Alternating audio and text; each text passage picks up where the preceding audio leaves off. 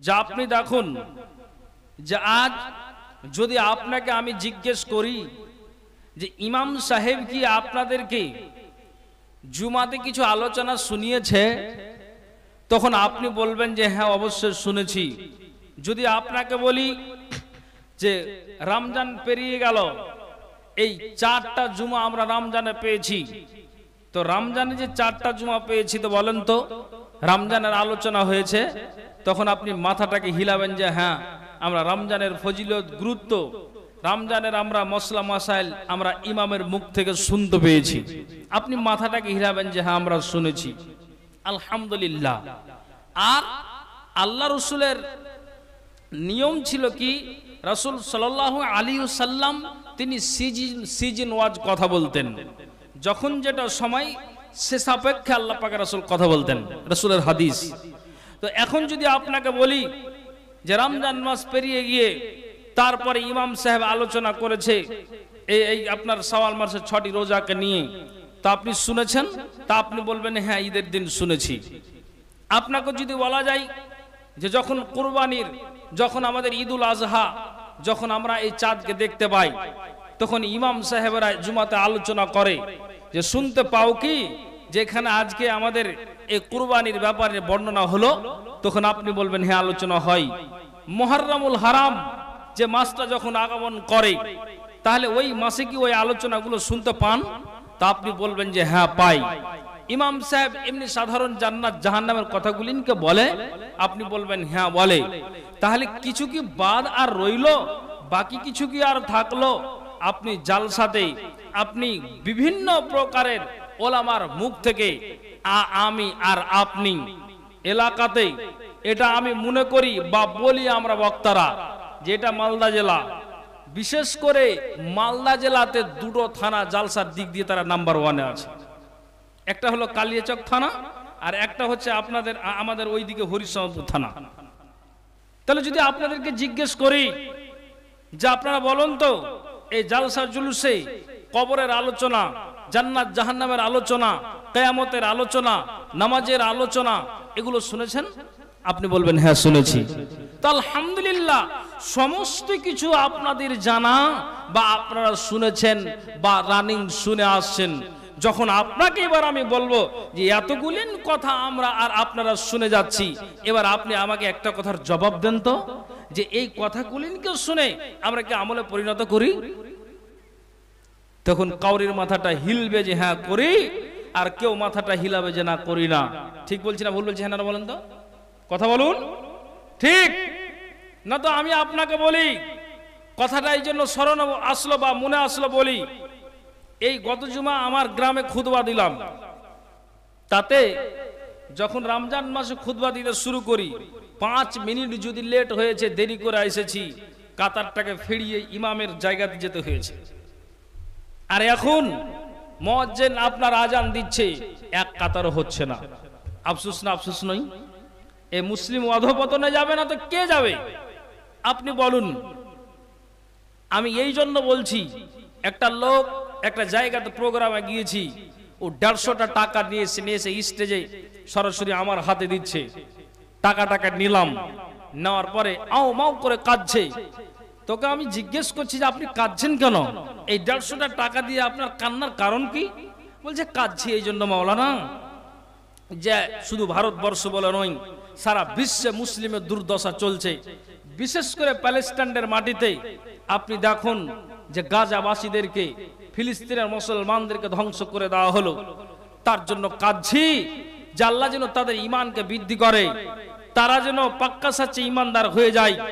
বদরের প্রান্তে যেমন 1000-এর মোকাবিলা 313 থেকে 14 জন সাহাবী করেছিলেন, এইভাবে আল্লাহ তাদেরকে যেন তাদের গায়ে যেন ঈমানের ভোল্টেজটা দেয়। তার জন্য 150টা টাকা দিলাম তাদের উদ্দেশ্যে। এটা আমার উদ্দেশ্য নই, বাপ মার উদ্দেশ্য নই। মা মরে গেছে, বাপ মরে গেছে, তাদের নিয়ে তো আমি দিয়েছি আমি এই জন্য। প্যালেস্টাইনের মাটিতে মুসলমানের যা দুর্দশা হচ্ছে, মসজিদ আকসাকে নিয়ে যা ছিনিমিনি চলছে, গাজাবাসীকে যা ধ্বংস করে দেওয়া হলো, এই জন্য 150টা টাকা দিয়েছি, আপনি একটু দোয়া করে দিন। ওই যে আলহামদুলিল্লাহ, সত্যি গায়ে দরদ আছে মুসলিমের প্রতি। কথাটা বুঝবেন?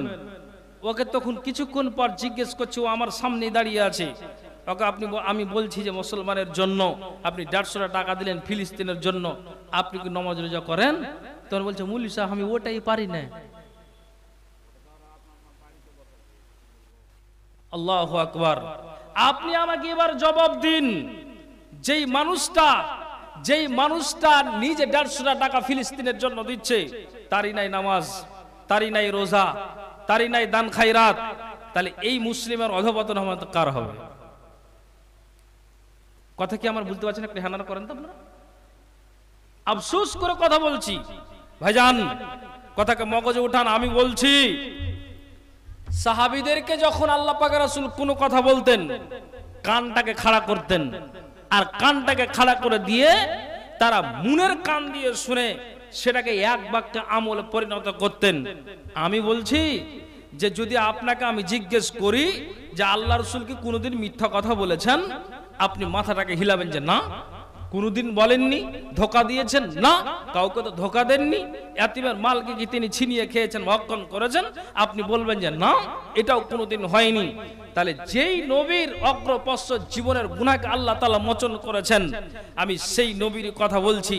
যখন তিনি কোনো কথা বলতেন, সঙ্গে সঙ্গে মনের কান দিয়ে সাহাবীরা শুনতেন আর সেটাকে আমলে পরিণত করতেন। আমি আপনাকে বলি, আপনি জুমাতে, জালসাতে, সেমিনারে, সম্মিলনে আপনি হাজারো দিন প্রতিদিন আপনি জালসার জুলুস, সপ্তাহিতে জুমাতে আপনি আলোচনা শুনেন, এই মুসলিমের জ্ঞান কখন হবে?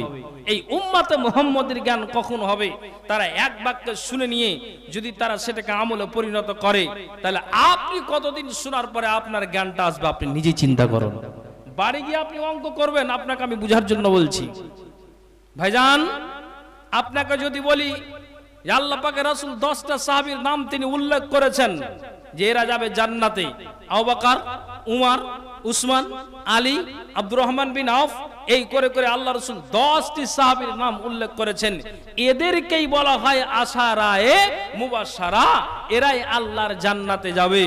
তারপরও নবীজি বলছেন যে আমি সাহাবীদেরকে কথা যখন বলতাম, সাহাবীরা বলতেন যখন তিনারা আল্লাহ পাকের রাসূল কোনো কথা বলতেন, তখন আমরা আমার মগজে জ্ঞান করতাম আর ওটাকে জ্ঞান করে সেটাকে আমলে পরিণত করতাম। আমি আপনাকে বলি যে হাজার দিন আমরা আলোচনা শুনে এই উম্মতে মুহাম্মদের জ্ঞান কখন আসবে? ওরা এক বাক্য শুনে তারা মগজ উঠিয়ে জ্ঞান করত, আমার আর আপনার জ্ঞানটা কখন আসবে? এই জন্য আল্লাহ তাআলা কোরআনের আয়াতে বলে দিয়েছেন, কি বলছেন ভালো করে শুনবেন। আল্লাহ তিনি নবী মুহাম্মদুর রাসূলুল্লাহ, আওয়াজ দিয়ে পড়ুন, সাল্লাল্লাহু আলাইহি সাল্লামকে তিনি সাবধানতা দিচ্ছেন। কি বলছেন ভালো করে বুঝার চেষ্টা করবেন। আল্লাহ বলছেন, আউযু বিল্লাহি মিনাশ শাইতানির রাজীম, ওয়া কুল্লান নাকুসসু আলাইকা মিন আম্বাইর রাসূল মা নুসাব্বিতু বিহি ফুআদাক ওয়া জাআকা ফি হাযিহিল হক ওয়া মাউইদাতু ওয়া যিকরা লিল মুমিনিন। আল্লাহ বলছেন রাসূলদের যে সব সংবাদ সমূহ আমি তোমার কাছে বর্ণনা করলাম, এর জন্য যে এতে থেকে তুমি তোমার দিলটাকে মজবুত করবে আর এতে থেকে তুমি প্রকৃত সত্যের জ্ঞান লাভ করবে। ওয়া মাউইদাতু ওয়া যিকরা লিল মুমিনিন, আর এটা মুমিনদের জন্য উপদেশ ও স্মরণ। কি বুঝতে পারলেন? আল্লাহ তাআলা রাসূলকে বলছেন, হে নবী কান খুলে শুনো, নবী আদম, নবী নূহ, নবী দাউদ, নবী সুলাইমান, নবী জাকারিয়া, নবী ইহইয়া, নবী লূত, নবী হারুন, নবী মূসা, নবী ঈসা, এই করে করে যতগুলি তোমার পূর্বে আম্বিয়া একরাম এসেছেন, এই সমস্ত আম্বিয়া একরামদের বাণীগুলো, সমস্ত আম্বিয়া একরামের আলোচনাগুলো তোমার সামনে যে বলা হচ্ছে, তোমার সামনে যে বর্ণনা দেওয়া হচ্ছে, এই কারণে যে যাতে করে ওই ইতিহাসকে শুনে তুমি তোমার মগজে কথাগুলিকে উঠাবে, আর মগজে উঠিয়ে তুমি জ্ঞান করবে, তোমার দিলটাকে তুমি মজবুত করবে। আল্লাহ জানালেন ওয়া মাউইদাতু ওয়া যিকরা লিল মুমিনিন, আর রাসূলদের আল্লাহ তাআলা বলছেন আর এটা মুমিনদের জন্য উপদেশ ও স্মরণ। ভালো করে শুনবেন, আল্লাহ তিনি সাবধানতা দিচ্ছেন নবী মুহাম্মদুর রাসূলুল্লাহ পড়ুন সাল্লাল্লাহু আলাইহি সাল্লামকে কি যে ওই ইতিহাসগুলোকে তোমার সামনে ব্যক্ত করা হচ্ছে এই জন্য যে তুমি ওগুলোকে শুনবে, আর শোনার পরে তুমি তোমার দিলকে মজবুত করবে, আর তুমি প্রকৃত সত্যের জ্ঞান লাভ করবে। তাহলে আল্লাহ যদি নবী মুহাম্মদ সাল্লাল্লাহু আলাইহি সাল্লামকে বলেন, তাহলে আমরা সেই নবীর উম্মত, তাহলে আমাদেরকে কবরের আলোচনা শুনে, জান্নাত জাহান্নামের আলোচনা শুনে বা আমরা শোনাছি, আমাদের জ্ঞান করা উচিত নয়? একটু হ্যাঁ না বলেন তো, উচিত। তাহলে এই উম্মতে মুহাম্মাদের কখন জ্ঞানটা হবে, আমি আজকে আপনাদেরকে এই কথাটাই বোঝাতে চাইছি। বলুন, মাথায় কথাটাকে উঠাবেন, ভালো করে বোঝার চেষ্টা করবেন। যখন উমর বিন খাত্তাব, খাত্তাবের ছেলে হচ্ছে উমর, উমরের বাপের নাম হচ্ছে খাত্তাব। তো খাত্তাব খুব টাকি মানুষ ছিল, এত টাকি মানুষ এই খাত্তাব, ভালো করে শুনবেন। তো খাত্তাব তিনি নিজে মূর্তি পূজারক ছিলেন, তার বাবাও, ভালো করে শুনবেন, তার বাবা মূর্তি পূজারক, তো তার ছেলে হয়েছে তাই। বলছে একদিন সঙ্গী সাথীরা দেখছি সবাই তারা কি করছে, নিজ হাতে তারা মাটির প্রতিমাকে তৈরি করে তারা হাতটাকে হাত জোড় করে মাথাটাকে নুইয়ে দিয়ে তার কাছে যা কিছু চাওয়ার চাইছে। এটা কখন? উমরের ইসলাম গ্রহণ করার আগের কথা আপনাকে বলছি বাবা ভাই, একটু খেয়াল করবেন আপনারা। তো উমরের ইসলাম গ্রহণ করার আগের কথা বলছি। তো বলছে সঙ্গী সাথীরা ওরাও মূর্তি বানালো, তো আমিও নিজ হাতে প্রতিমাকে তৈরি করলাম, আর তাদের সামনে মাথাটাকে নুইয়ে দিয়ে বলছি কি, এই খোদা আমাদের শরীরটাকে তুমি ভালো করো, এই আমাদের খোদা তুমি আমাদের রুজি রুটিতে বরকত দাও, যতদিন বেঁচে থাকবো আমাদের শরীরে তুমি অসুখ দিও না। কাকে বলে না, তো মাটির প্রতিমাকে বলে। এবার উমর তিনি নিজে বলছেন যে যেই খোদাকে মাথাটাকে নুইয়ে দিলাম, এই খোদাকে দেখি সঙ্গী সাথীরা 10 মিনিট আগে সুন্দর করে নিজ হাতে বানালো, আর নিজ হাতে বানিয়ে আবার 10 মিনিট পরে আছাড় দিয়ে দিয়ে ওই মূর্তিগুলোকে আপনার ভেঙে চুরমার করে দেওয়া হলো। যখনই চুরমার করে দেওয়া হলো, হযরতে উমর তিনি বলছেন যে আমি নিজ হাতে ওই প্রতিমাকে যেটাকে সুন্দর করে বানিয়েছিলাম, আবার আমি আছাড় দিয়ে ওই মূর্তিকে আবার ভেঙে ফেলে দিলাম, আর দেওয়ার পরে আমি এটা মগজে উঠালাম যে এটা কোন ধর্ম রে বাবা। ভালো করে শুনবেন, কোন ধর্ম? যাকে খোদা বলে মানলাম, যার কাছে রুজি রুটির ব্যবস্থার জন্য চাইলাম, আছাড় দিয়ে একে আবার ফের ভেঙে ফেলে দেওয়া হচ্ছে, কোন ধর্ম? আমরা আলেম সমাজের একটা বক্তব্য দিয়ে রাখি, কি বলেন তো দেখি, যে উমর এবং তার ভগনপো তার আপনার না, উমরের ভগনপো তার বোন ইসলাম গ্রহণ করেছে, আর উমর আপনার যেন ইসলাম গ্রহণ করেছে কি করে না, তো তার ভগনপো তার বোনের কোরআন তেলাওয়াত শুনে। এই ইতিহাস সহি নয়। আসলে আল্লাহ পাকের রাসূল মক্কার মাটিতে দুইজনের জন্য দোয়া করেছিলেন। কি দোয়া করেছিলেন? আল্লাহ পাকের রাসূল বলছেন, আল্লাহুম্মা আইজ্জাল ইসলামা বিহাব্বির রাজুলাইন ইলাইকা বে উমর ইবনুল খাত্তাব আও বে আবি জাহাল বিন হিশাম। মাবুদ রে আমার, মক্কাতে দুটা পালওয়ান আছে, একটা নাম উমর আর একটা নাম আবু জাহাল। আল্লাহ একটা নাম উমর আর একটা নাম আবু জাহাল। মাবুদ রে আমার, মক্কাতে দুটা পালওয়ান আছে, দুইটা পালওয়ানের ভিতরে হয় তুমি আবু জাহালকে দাও, না হয় তুমি উমরকে দাও। আল্লাহ এই দুষ্ট দুরাচারের কারণে কোরআনটাকে আগে বাড়ানো যাচ্ছে না।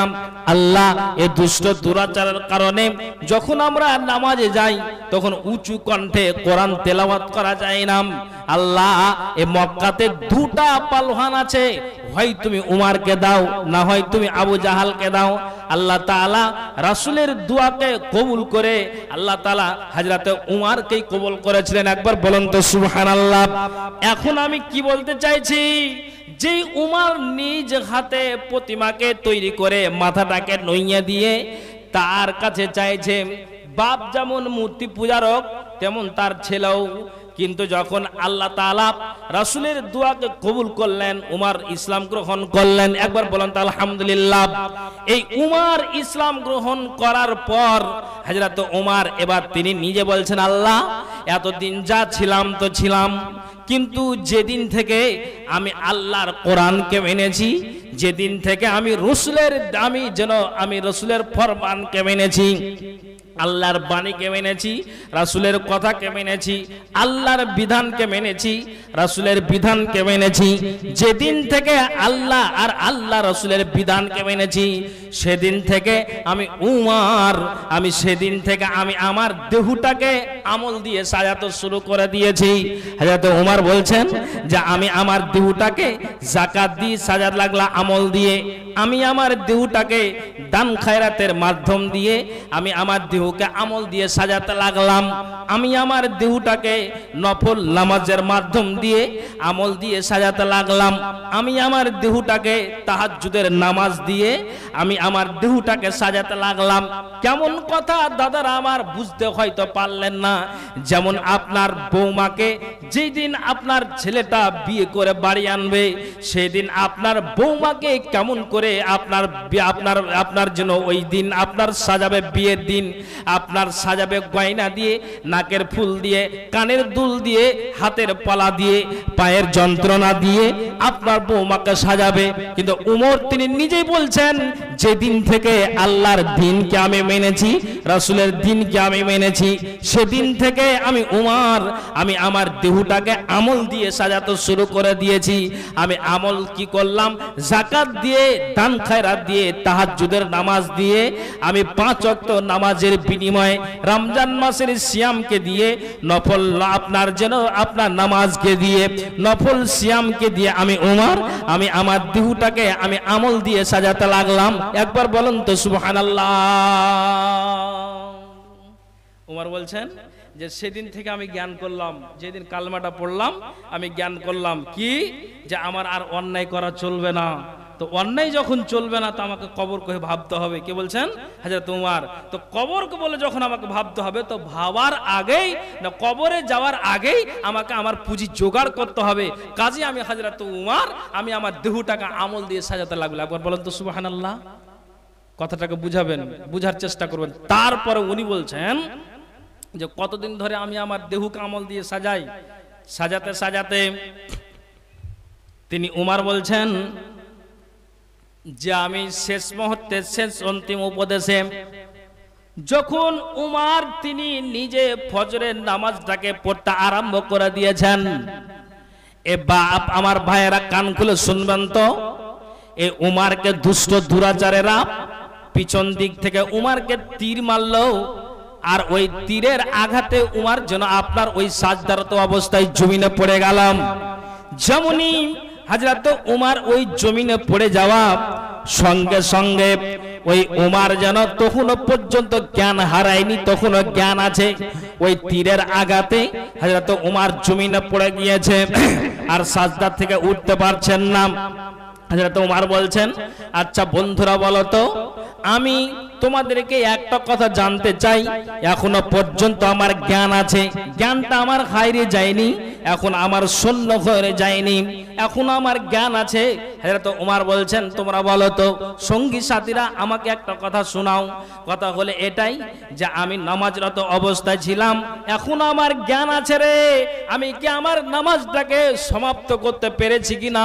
যদি এই উমরের নামাজটা অসম্পূর্ণ থেকে যায়, যদি আমি ক্লিয়ার না করতে পারি নামাজটা, যদি আমি অসম্পূর্ণ থেকেই যদি উমর কবরে যাই, তাহলে কবর থেকে নিয়ে হাসর পর্যন্ত এই উমরের কবরে আপনার আযাব চলবে, হাসরের শাস্তি ভোগ করতে হবে। তো তোমরা আমাকে একটুখানি বলো তো, এই উমর নামাজটাকে সমাপ্ত করতে পেরেছে কিনা? একবার বলুন তো সুবহানাল্লাহ। পৃথিবীর মানুষ আপনি চিন্তা করে দেখুন, যেই উমর তিনি বলছেন যে যদি আমার নামাজটা অসমাপ্ত থেকে যায় আর আমার জ্ঞান আছে, তাহলে যদি আমি এই অবস্থায় মারা যাই, কিয়ামতের দিন আমাকে আসামির কাঠ গলাতে দাঁড় হতে হবে। আপনাকে আমি বলতে চাইছি, হে মুসলিম সমাজ, এই অত্র গ্রামের মা আর বোন, বাবা ভাইয়েরা, তাহলে আপনি উমরের ইতিহাসটাকে নিয়ে আপনি এখন জ্ঞান করেন তো। জ্ঞান কোনটা আপনাকে দিতে চাইছি এটাই, যে আপনার যেন কালমা পড়ার পরে তিনি নিজে জ্ঞান করলেন, আমার আর অন্যায় করা চলবে না, আমি মৃত্যুর আগা পর্যন্ত আমি আমার দেহকে আমল দিয়ে সাজালাম। তীরের আঘাতে পড়ে গিয়ে তিনি শেষ কথা এটাই বলছেন, তোমরা বলো সমাপ্ত হয়েছে না, অসম্পূর্ণই আমার নামাজটা আছে, যদি অসম্পূর্ণ থাকে আসামের কাঠ গড়াতে দাঁড়াতে হবে। তাহলে এই উম্মাতে মুহাম্মাদের জ্ঞান থাকা সত্ত্বেও যারা রমজানের শুরুতে ঢুকে এখন পর্যন্ত মসজিদ আর দেখা করে না, তাহলে এদের অধপতন হবে না তো কার হবে? আমার কথা কি আপনারা বুঝতে পেরেছেন? বলছি অসুবিধা হচ্ছে নাকি বুঝতে? তাহলে আপনি বলুন, এই উমরের ইতিহাস থেকে জ্ঞান করতে হবে কি হবে না? যে আল্লাহ নবী মুহাম্মদুর রাসূলুল্লাহ, একটু পড়ুন না সবাই, সাল্লাল্লাহু আলাইহি ওয়াসাল্লাম কে তিনি শব্দ দিয়েছেন, আউযু বিল্লাহি মিনাশ শাইতানির রাজিম ওয়া কুল্লান নাকুসু আলাইকা মিন আম্বাইর রাসূল মা নুসাব্বিতু বিহি ফুয়াদাক ওয়া জাআকা ফি হাদিহিল হক ওয়া মাউইদাতু ওয়া যিকরা লিল মুমিনিন। পৃথিবীর মানুষ আমরা কোন জায়গাতে দাঁড়িয়ে আছি? আল্লাহ পাকের রাসূল বলছেন, এই কবরকে স্মরণ করুন। এই জন্য আমি বিষয়টা রাখতে যাচ্ছি বা শুরু করেছি। আল্লাহ পাকের রাসূল বলছেন, আলা উখবিরকুম বিআফজালি আমালিকুম। রাসূল বলছেন, আমি কি তোমাদেরকে উত্তম আমলটা বলে দেব না? কেমন উত্তম আমল? নবীজি বলছেন, তোমরা যদি স্বর্ণ রূপাকে ব্যয় করো আর দুশমনের সাথে মোকাবিলা করো, তার চাইতে উত্তম আমল। তোমার বাড়িতে স্বর্ণ আছে, তোমার বাড়িতে রূপা আছে, চাঁদি আছে, আর ওই চাঁদিকে তুমি কবরস্থানে উন্নতি কল্পে জালসা, তুমি যেন জালসা তুমি দান করলে, মা বোনের নিজের নাকের খুলে দিলে, পায়ের খুলে দিলে, কানের খুলে দিলে, আর দুশমনের সাথে মোকাবিলা করলে, পৃথিবীর মানুষ কান খুলে শোনান। নবীজি বলছেন, স্বর্ণ মুদ্রা দান করা আর দুশমনের সাথে মোকাবিলা করার চেয়ে উত্তম আমল কি আমি তোমাদেরকে বলে দেব না? যেমন আমি আপনাকে বলি যে আল্লাহ পাকের রাসূল বলছেন, শুনে রাখো, যদি আপনি লিল্লাহিয়াতের সহিত দ্বীনকে রক্ষা করার জন্য, আপনি ইসলামকে বাঁচানোর জন্য আপনি নিজের রক্তকে যদি বইয়ে দেন, আপনি মরতে গেলেও জান্নাত, মারতে গেলেও আপনি জান্নাত। যেমন বদরের প্রান্তে তিনটা পালখানি ইসলামকে বাঁচানোর জন্য তারা নেমেছিল। আলী, হামজা, ওবায়দা বিন হারেস। হামজা আর আলী দুইজনকে কাতাল করে দোজক পাঠিয়ে দিয়েছিল। ওবায়দা বিন হারেসকে ওই দুষ্ট দুরাচার সুযোগ পেয়ে যখনই তার কাঁধে মারলো, সঙ্গে সঙ্গে ওবায়দা বিন হারেস জমিনে পড়ে গেল। আর যেমনই জমিনে পড়ে যাওয়া, তখন কিন্তু ওই জায়গা থেকে হযরত আলী আর হামজা ওখান থেকে উঠিয়ে নিয়ে নবীজির দরবারে গেলেন। আর যেমনই আল্লাহ পাক রাসূলের দরবারে গেলেন, নবীজি তিনি নিজেই হযরত ওবায়দার যেন তিনি তিনার মুখের মণ্ডলটাকে ধৌত করে দিলেন। সারা শরীরে যেন আপনার ধুলোবালি লেগেছিল, ধুলোবালিকে আল্লাহ পাক রাসূল ঝেড়ে দিলেন, পরিষ্কার করে দিলেন। হাত মুখ আল্লাহ পাক রাসূল যেন পরিষ্কার করে দিলেন। ওবায়দা বলছেন, আল্লাহ পাক রাসূল গো, আপনার মুখ থেকে বলতে শুনেছি, আপনি আমাকে বলেন তো, আমি গিয়েছি এই জন্য দ্বীনকে রক্ষা করার জন্য, ইসলামকে বাঁচানোর জন্য। যেদিন আপনি বলেছেন মরলো জান্নাত, মারলো জান্নাত, কেন না যদি ইখলাসের সহিত আল্লাহর সাথে আপনার আল্লাহর রাস্তায় যদি লড়াই করেন, নবী গো আপনি বলেন তো, এই জন্য আমি গিয়েছিলাম। আমি তখন থেকে আপনার কথাতে জ্ঞান করেছি, একটা তো কাফের কামি কাতাল করে দোজক পাঠিয়ে দিয়েছি, আমি কি শহীদের দরজা পেয়েছি কিনা নবীজি আপনি বলেন তো।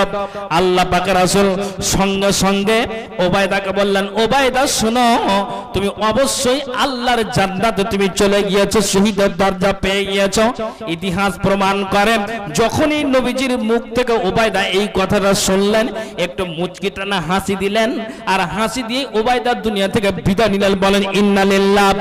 নবীজি বলছেন তার চাইতে উত্তম আমল শহীদ হয়ে যাওয়াতে এক তো স্পেশালি মর্যাদা আল্লাহর কাছে আছে, স্বর্ণ মুদ্রা দান করবেন, আপনি এর ফজিলত পাবেন, এর আপনি নেকি পাবেন, এর আল্লাহ আপনাকে পূর্ণতা দিবেন। কিন্তু নবীজি আমার বলছেন শোনো, তার চাইতে উত্তম আমল, উত্তম আমলটা কি? আল্লাহ পাক রাসূল বলছেন শোনো, আমি তোমাদেরকে এটাই বোঝাতে চাইছি, ওরে দুনিয়ার মানুষ রে কবরটাকে স্মরণ করে, আখিরাতটাকে ভয় করে, জাহান্নামকে ভয় করে, জান্নাতের আশা নিয়ে কবরটাকে ভয় বলে যে কবরের আপনারা উন্নতি কল্পে জালসা আপনারা করেছেন। নবীজি বলছেন এই ফালতু সময়টাকে চায়ের আড্ডাতে বসে বসে তুমি কি করো, ওই জায়গাতে বসে বসে সময়টাকে বিনষ্ট না করে চায়ের আড্ডাতে বসে বসে এমনি তুমি গল্প গুজব না করে আল্লাহ পাক রাসূল বলছেন যদি তুমি তোমার মুখ দিয়ে সুবহানাল্লাহ, আলহামদুলিল্লাহ, আস্তাগফিরুল্লাহ, এই জিকির আজকার তাসবিহ তাহলিল এইগুলো যদি তুমি মুখ দিয়ে উচ্চারণ করো, নবীজি বলছেন এটা হলো সবচেয়ে উত্তম আমল। একবার বলেন তো সুবহানাল্লাহ। মহিলারা যিনারা দাঁড়িয়ে আছেন এই পশ্চিম সাইডে জায়গা ফাঁকা আছে, এদিকে এসে বসেন। যারা দাঁড়িয়ে আছেন পশ্চিম সাইডে জায়গা ফাঁকা আছে, এখানে এসে বসেন। আপনি বলুন যে নবীজি বলছেন যে এটা হলো উত্তম আমল। এক ব্যক্তি এসে আল্লাহ পাক রাসূল বলছেন নবীজি গো, আমি বয়সের ভরে নুজ্জ হয়ে গিয়েছি, তা আপনি আমাকে বলুন যে আপনি আমাকে এমন একটা আমলের কথা বলুন যেন সেটাকে আমি আপনার কথা মতো এই আমলটাকে আমি করতে পারি। তখন আল্লাহ পাক রাসূল বলছেন কি জবাব দিলেন? এ ব্যক্তি তুমি শোনো, কালা লাজালো লিসানুকা রাতাবান বিযিকিরিল্লাহ। রাসূল বলছেন শোনো, তোমার জুবান যেন সব সময় আল্লাহর জিকিরের জন্য সিক্ত থাকে, সদা সর্বদা তুমি আল্লাহর জিকির আজকার তাসবিহ তাহলিল করবে। চায়ের আড্ডাতে তুমি কোনো পাঁচটা লোকের সামনে গল্প গুজবে তুমি বসে তুমি আড্ডা না নিয়ে তুমি একা একা তুমি তোমার মুখ দিয়ে উচ্চারণ করবে সুবহানাল্লাহ, আলহামদুলিল্লাহ, আস্তাগফিরুল্লাহ। নবীজি বলছেন এটা সবচেয়ে তোমার জন্য ভালো হবে। সাহাবীরা জবাব দিলেন আল্লাহ পাক রাসূল গো, আপনি যেটা বললেন আমি জ্ঞান করলাম, আপনার কথাকে আমি অক্ষর অক্ষরে পালন করব, কোনোদিন আমি অস্বীকার করতে যাব না। পৃথিবীর মানুষ রে তারা একবার শুনে তারা মগজে ভরে নিয়ে তারা জ্ঞান করেছে।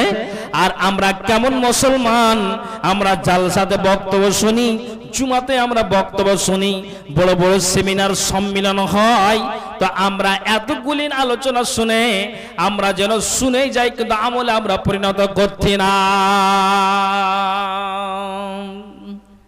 আপনি বলুন কোন জায়গাতে আমরা দাঁড়িয়ে আছি? আমি আপনাকে বলি যে উম্মতে মুহাম্মাদের জ্ঞান কখন হবে, কখন এই আল্লাহর বান্দার এই হতভাগা আমাদের কখন জ্ঞান হবে? আপনি বলুন। আমি এই জন্য বারবার দোহরাচ্ছি, তারা এক বাক্য শুনে তারা মগজে ভরে নি তারা জ্ঞান করেছে। আমরা কোন জায়গাতে দাঁড়িয়ে আছি, কোন প্ল্যাটফর্মে দাঁড়িয়ে আছি, কোন জায়গাতে দাঁড়িয়ে আছি ভালো করে শুনবেন। খাইবারের যুদ্ধতে যখন যুদ্ধ শেষ হলো তখন মুসলিম বাহিনীরা ওয়াদিল কোরাতে উপস্থিত হলো। ওয়াদিল কোরা, মুসলিম বাহিনী যখন ওয়াদিল কোরাতে উপস্থিত হলো তখন ইহুদিরা কি করলেন জানেন? তখন তীর নিক্ষেপ শুরু করে দিয়েছে। ইহুদিরা তীর চালাতে শুরু করে দিয়েছে। মা বোন আওয়াজ করবেন না, কথা শুনেন। আমি আপনাকে কোরআন হাদিসের কথা শোনাচ্ছি, বাজে কথা বলিনি। আপনাদের বিরক্ত লাগছে নাকি? তো ভালো করে শুনবেন। যখন ওই যুদ্ধ শেষে মুসলিম বাহিনী যখন ওয়াদিল কোরাতে উপস্থিত হলো তখন আপনার ওই ইহুদিরা তীর চালাতে শুরু করে দিয়েছে। তীর চালাতে চালাতে তখন একজন রসুলের জৈনুক গোলাম, তার নাম হচ্ছে মিদআম। তার নামটা কি বললাম? একটা আওয়াজ দিয়ে বলেন তো। মিদআম। এই মিদআম নামক এই রসুলের জৈনুক গোলামের আপনার কোন শরীরের কোনো অংশতে তীর লেগে যায়। ভালো করে শুনবেন। আর যেমনই তীর লাগা তখন সঙ্গে সঙ্গে যতজন ওই জায়গাতে সঙ্গী সাথীরা ছিল তারা এক বাক্যে শুধু একটাই আওয়াজ দিচ্ছে। জি, এখানে আপনাদের একজন যোগ্য সভাপতি সাহেব বসে জিজ্ঞেস করবেন এক বাক্যের সঙ্গী সাথীরা কি আওয়াজ দিচ্ছে? আল জান্নাত, আল জান্নাত, আল জান্নাত, আল জান্নাত, আল জান্নাত। মিদামকে ইহুদিরা তীর চালিয়েছে, তার অংশ তার শরীরের কোনো অংশতে লেগেছে। মিদামের জন্য জান্নাত, অবশ্যই মিদাম আল্লাহর জান্নাতে যাবে। এক বাক্যের সঙ্গে সাথে সবাই আপনার আওয়াজ দিয়ে উঠেছে কি? মিদামের জন্য জান্নাত, মিদামের জন্য জান্নাত, মিদামের জন্য জান্নাত। আমি আপনাকে ইতিহাস কেন শোনাচ্ছি? আপনারা জ্ঞান করুন, কাজে লাগান, কথাকে কাজে লাগান, কথাকে শুনে আপনি বাড়ি নিয়ে যান। মুসলিম আর কয়দিন এইভাবে থাকবেন? জাগো, মাথায় চিন্তা করে জাগো। জি, সঙ্গী সাথীরা যখন এক বাক্য বলে জান্নাত, তখন আল্লাহ পাকের রাসূল আওয়াজ কি দিলেন জানেন? কাল্লাম, কখনোই নয়, হরগিজ নয়, কোনো মতে নয়, নাম। তোমরা সবাই আওয়াজ তুলেছ মিদামের জন্য জান্নাত, তোমরা সবাই আওয়াজ দিলে যে মিদাম অবশ্যই আল্লাহর জান্নাতে যাবে। কিন্তু আমি নবী মুহাম্মদ পড়ুন সাল্লাল্লাহু আলাইহি সাল্লাম, আমি নিজে বলছেন না, মিদাম জান্নাত যাবে না। এই জন্য যাবে না, রাসূল বলছেন ওয়াল্লাযী নাফসি বিয়াদিহি, কাল্লা ওয়াল্লাযী নাফসি বিয়াদিহি ইন্নাস সামলাতাল্লাতী আখাযাহা ইয়াউমা খাইবারা মিনাল মাকানিমে লাম তুসবিহাল মাকাসিমু লা তাস্তাইলু আলাইহি নারা। পৃথিবীর মানব, নবীজি বলছেন সেই মহান সত্তার কসম যার হাতে আমার জান আছে, সে মহান সত্তার কসম যার হাতে আমার আত্মা আছে, সে মহান সত্তার কসম যার হাতে আমার প্রাণ আছে, সে মহান সত্তার কসম যার হাতে আমার যেন প্রাণ আছে, জীবন আছে, তার কসমকে বলছি। মিদামের জন্য সবাই তোমরা আওয়াজ তুলেছ, অবশ্যই তো সে যেন আল্লাহর জান্নাতে যাবে। কেননা ইহুদি তাকে তীর নিক্ষেপ করেছে।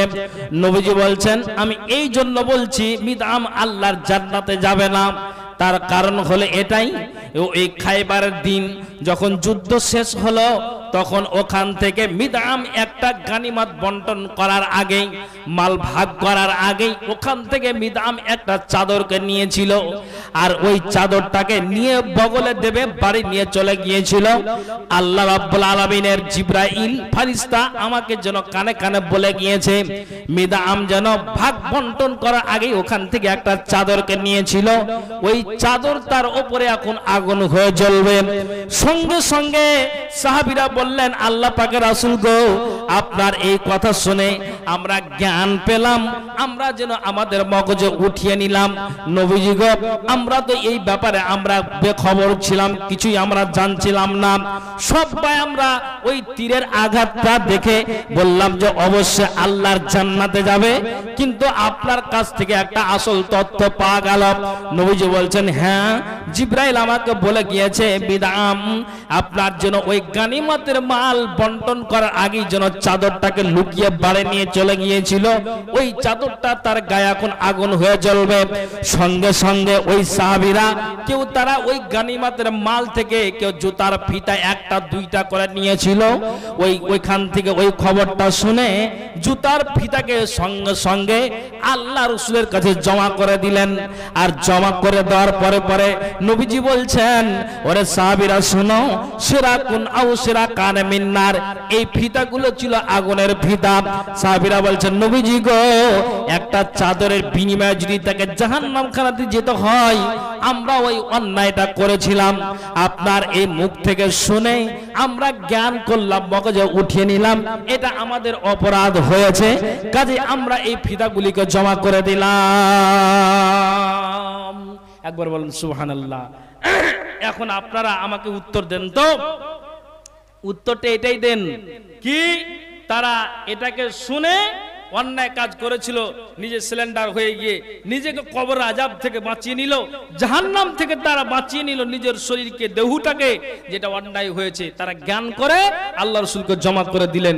আমি আপনাকে বলি, রাসূল তো আপনাকে বলে দিয়েছে যে শুনে রাখো, তুমি তোমার মুছটাকে ছোট করে দাও আর দাড়িটাকে লম্বা করে দাও, নখ যদি বড় থাকে তো কেটে দাও। আল্লাহ পাকের রাসূল বলেন আসরা মিনাস সুন্নাতি, আমার 10টি হলো সুন্নাত, তো তোমার কখন জ্ঞান হবে? ভাইজান এইরকমই গরমের সমাতে একটা লোক আপনার ওই বিহারের দিকে জালসা করতে গিয়েছে, বুঝতে পারলেন, সেন্টু গাঞ্জি গায়ে দিয়ে শার্ট গায়ে দিয়ে ছিল অবশ্যই, তখন গরম যখন বেশি লেগেছে আপনার ওই আপনার শার্টকে খুলে দিয়ে সেন্টু গাঞ্জি গায়ে দিয়ে আছে। আর কিছুক্ষণ পরে তো আপনার জোরে একটা হাইমুড় আছে, হাত দুটোকে আকাশের দিকে উঁচু করেছে, সুবহানাল্লাহ, তার বগলির দিকে যে আমার খেয়াল গেছে, বুঝতে পারলেন। তো ওর বগলি দেখে আমার মনে হয় যে দোকান বাড়ুন বানা যাবে। আপনি বলুন, তাহলে নবীজি বলেছেন আশরামিনা সুন্নাত, 10টি আমার সুন্নাত। তাহলে ওরা এই অপরাধটা করে এক বাক্যে মেনে নিয়ে তারা মগজে জ্ঞান করলো যেটা অপরাধ, এটা অন্যায়, এটা ভুল। এই যদি নবীর অবমাননা করে যায় জাহান্নামে যেতে হবে, কবরে আমাকে জ্বলতে হবে, এই আযাব আমাকে ভোগ করতে হবে। তা আপনাকে আমি আপনাদেরকে বলছি উম্মতে মুহাম্মাদের জ্ঞান কখন আসবে? সেই নবীর তো আমরা উম্মত। জি, উর্দু কবি বলেছেন কি, কুছ নেকে কাম কর যা দুনিয়া মে নাম কর যা, কুছ তো नहीं रहेगा रह जाएगी कहानी, ए है मिट्टी का पुतला जिस्म है तेरी फाने। জি, কিছুই থাকবে না, হ্যাঁ, দুনিয়াতে নামটাই থাকবে। নেকি করে যাও আর কবরে যাও, আখিরাতের জোগাড়ের জন্য তুমি ভবিষ্যৎ জীবনকে উজ্জ্বল করার জন্য আগে তুমি তৈরি হয়ে যাও। তাহলে আমি আপনাকে বলি যে আমার আর আপনার জ্ঞানটা কখন হবে? আমি আপনাকে এই জন্য এটা বলতে চাইছি, পৃথিবীর মানুষ যেই নবী মুহাম্মদুর রাসূলুল্লাহ, একটু পড়ুন না, সাল্লাল্লাহু আলাইহি ওয়াসাল্লাম, তিনি বলেছেন আমি যার নাম সর্বপ্রথম নিয়েছি সেটা কে? আবু বকর সিদ্দিক রাদিয়াল্লাহু তাআলা আনহু, আমার শ্বশুর মশাই, আমার শ্বশুর মশাই। কিন্তু নবীজি যখন মারা গেলেন, মরে যাওয়ার পর খলিফা যখন নির্বাচন আবু বকরকে করলেন, তা আবু বকরকে নির্বাচন করলেন। নির্বাচন আবু বকর হয়ে যাওয়ার পর আজ আপনি দেখুন ভারত সরকার যেভাবে দেশ চালাচ্ছে, আমি আপনাকে বলি আবু বকর দুই হাতটাকে তুলে দিয়ে আল্লাহর কাছে কাঁদছেন, মাবুদ রে আমার, এতদিন ভালোই ছিলাম, এখন আমাকে মানুষের দায়িত্ব দেওয়া হলো, আমাকে খলিফা নির্বাচন করা হলো, আমাকে নেতা বানানো হলো। আবু বকর তিনি বলছেন, আল্লাহ, যা এতদিন ছিলাম সাদামাটা জীবন কাটাচ্ছিলাম, কিন্তু এখন আল্লাহ তোমার কাছে আরো জোরালো দাবি। এই আবু বকরকে আল্লাহ তোমাকে আমি বলি, যদি দেশ চালাতে গিয়ে আমার কোনো ভুল হয়, ত্রুটি হয়, আল্লাহ এই ছোটখাটো ভুলের জন্য আবু বকরকে কিয়ামতের দিন আল্লাহ তুমি ধরিও না। বলেন তো সুবহানাল্লাহ। নবীজি মরে যাওয়ার পর আবু বকরকে এই দায়িত্ব যখন দেওয়া হয়েছে, তখন তিনি এই দোয়াটা পাঠ করলেন। আর আরেকটা ইতিহাস আছে, আবু বকর তিনি একদিন রাত্রিতে উঠে, গভীর নিশিতে উঠে আপনার জন্য মসজিদে নববীতে তিনি কাঁদছেন আর বলছেন, আল্লাহ, এই আবু বকরকে আল্লাহ তুমি কেন মানুষ বানালে? কেন তুমি আল্লাহ মানুষ বানালে?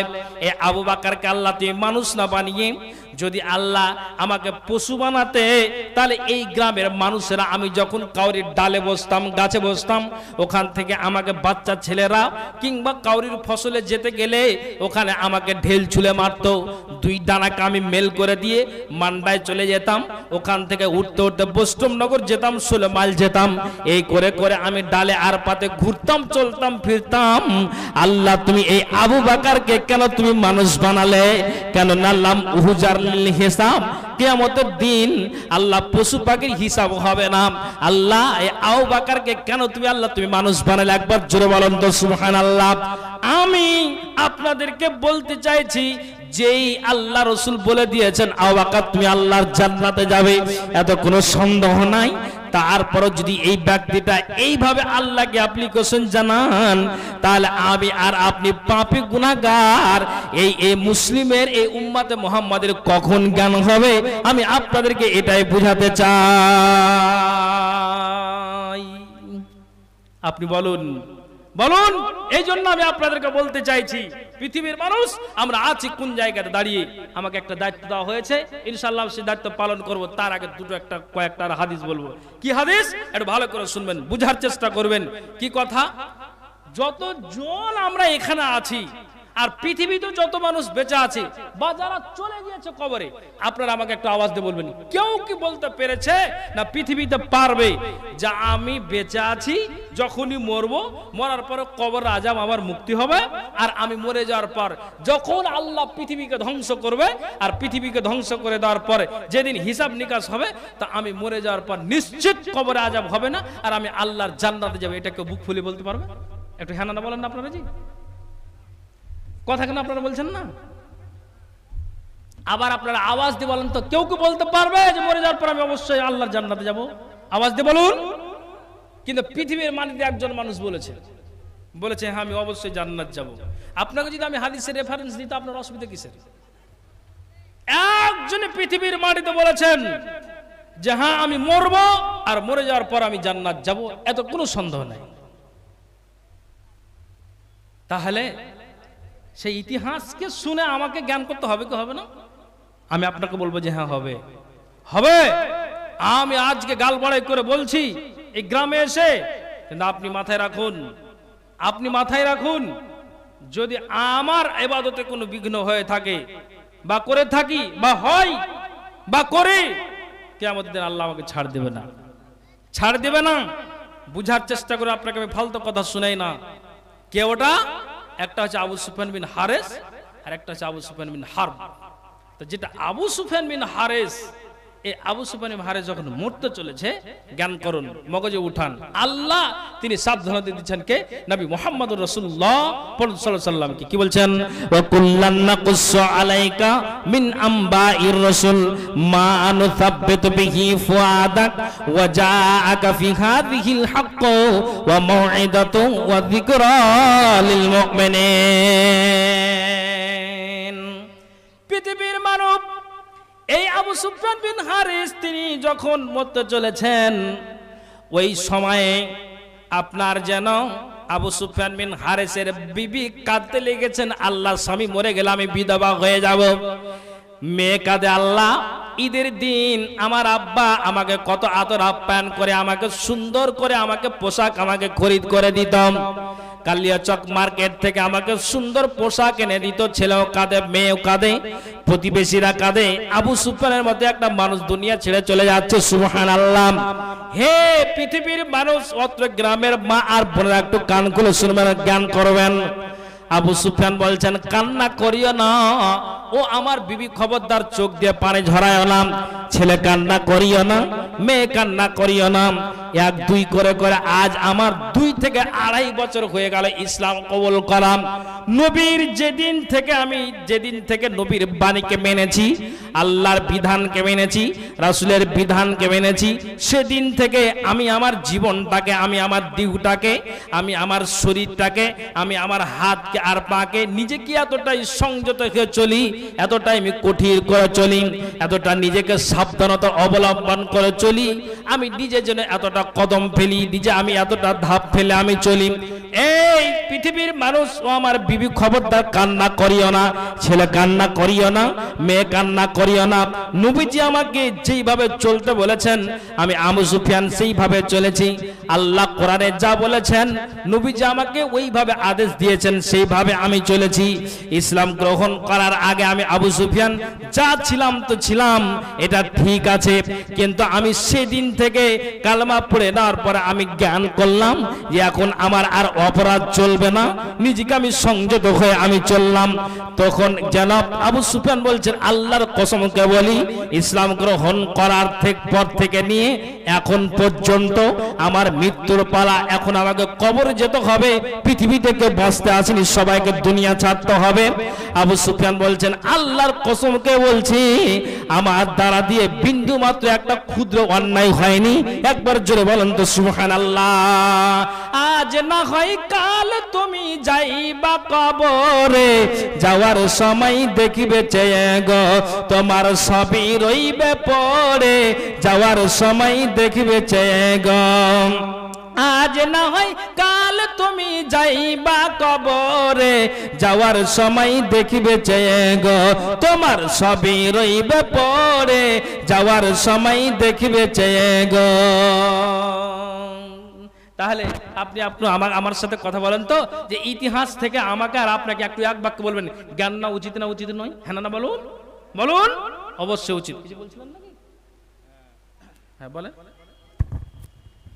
যারা দাঁড়িয়ে আছেন মহিলারা, সামনে জায়গা ফাঁকা আছে, স্টেজে পশ্চিম সাইডে জায়গা ফাঁকা আছে, আপনারা ওই সাইড দিয়ে হেঁটে চলে আসেন, এদিকে জায়গা ফাঁকা আছে। হ্যাঁ, এবার আপনাদেরকে বলি যে এই ইতিহাসগুলো থেকে আমাদেরকে জ্ঞান করতে হবে। আল্লাহ পাকের রাসূল, মা বোনেরা পর্দার আড়ালে বসে আছেন, একটু মাইকের দিকে খেয়াল করবেন। নবীজি একটা তিনি হাদিস বর্ণনা করছেন। হাদিসটা কি বলছেন, যে শুনো, যারা প্রতিদিন নিয়মিত কি করে 5 ওয়াক্ত নামাজ পড়ে, আর নিয়মিত 5 ওয়াক্ত নামাজে তারা কি করে 12 রাকাত সুন্নাতকে যারা পড়ে, কয় রাকাত বললাম?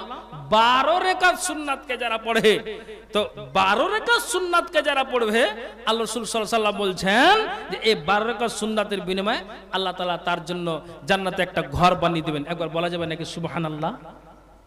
আল্লাহ বলছেন যে জান্নাতে ঘর বানিয়ে দিবে। আপনি পড়বেন কি নিয়মে 12 রাকাত সুন্নাত? রাসূল বলছেন, জোহরের আগে তুমি 4 রাকাতকে পড়ো, পরে তুমি 2 রাকাতকে তুমি পড়ো, 4 2 6 হয়ে গেল।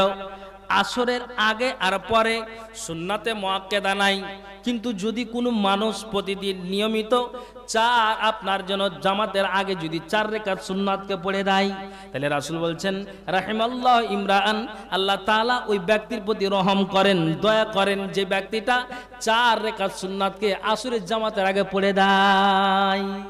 সুন্নাতে মুআক্কাদা নয়, কিন্তু নবীজি বলছেন মাগরিবের পরে তুমি 2 রাকাতকে পড়ো, তাহলে ওইদিকে 6 মুআক্কাদা হয়েছে, এইদিকে 2 লাগিয়ে দেন 8 হয়ে গেল। ইশারের আগে সুন্নাতে মুআক্কাদা নাই, আপনি পরে 2 রাকাতকে আপনি পড়ুন, তাহলে কত হলো? 10 হয়ে গেল। আর আপনি ফজরের জামাতের আগে যেটা সবচেয়ে মূল্যবান সুন্নাত, এই সুন্নাত থেকে আপনি 2 রাকাতকে পড়ুন, 12 রাকাত হয়ে গেল। নবীজি হাদিসটাকে বর্ণনা করছেন, যারা প্রতিদিন নিয়মিত এই সুন্নাতকে পড়ে দিতে পারবে, আল্লাহ তাআলা কিয়ামতের দিন তাকে জান্নাতে ঘর বানিয়ে দিবেন। একবার বলেন তো সুবহানাল্লাহ। নবীজির বিবি একাধিক, তার ভিতরে একজনের নাম হচ্ছে উম্মে হাবিবা। উনি বলছেন, আল্লাহ আমি তো নিয়মিত প্রতিদিন নামাজকে আমি ঠিক যেন আমি যেন প্রতিদিন নামাজটাকে ওয়াক্তের উপরে সময় মতো আদায় করি, সুন্নাতকে আমি পড়ে যাই, কিন্তু উম্মে হাবিবা এবার তিনি হাদিসটাকে শোনার পরে তিনি বলছেন, আল্লাহ আমার স্বামীর মুখ থেকে আমি আমার নবী মুহাম্মদ রাসূলুল্লাহ সাল্লাল্লাহু আলাইহি ওয়াসাল্লামের মুখ থেকে হাদিসটাকে শুনতে পেলাম, যে যারা প্রতিদিন নিয়মিত 12 রাকাত সুন্নাতকে যারা আদায় করবে, এই 12 রাকাত সুন্নাতের বিনিময়ে আল্লাহ তাআলা কিয়ামতের দিন জান্নাতে ঘর বানিয়ে দিবেন। উম্মে হাবিবা তিনি বলছেন, আল্লাহ তুমি আমার শরীরটাকে সুস্থ রাখো। নবীজির কথা শুনে আমি জ্ঞান করলাম, এই 12 রাকাত সুন্নাতের বিনিময়ে যদি জান্নাত পাওয়া যায়, আল্লাহ তুমি যতদিন তুমি হায়াত দিয়েছো কোনদিন আল্লাহ সুন্নাতটাকে ছেড়ে দেব না। শপথ করলেন, মা তারাকতুহুন্না মুনযু সামি'তুহুন্না মির রাসূলিল্লাহ সাল্লাল্লাহু আলাইহি ওয়াসাল্লাম।